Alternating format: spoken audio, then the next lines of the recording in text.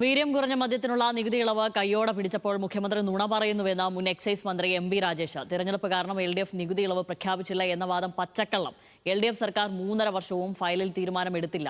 UDF സർക്കാർ അധികാരത്തിൽ വന്നപ്പോൾ ശരവേഗത്തിലാണ് ഫയൽ നീങ്ങിയതെന്നും എം ബി രാജേഷ് പറഞ്ഞു. LDF ഭരണത്തിൽ 3 വർഷവും 5 മാസവും അനങ്ങാതിരുന്ന ഫയൽ ശ്രീ VD സതീശൻ മുഖ്യമന്ത്രിയായി സത്യപ്രതിജ്ഞ ചെയ്ത് 3-ാം നാൾ ഉയർത്തെഴുന്നേറ്റു.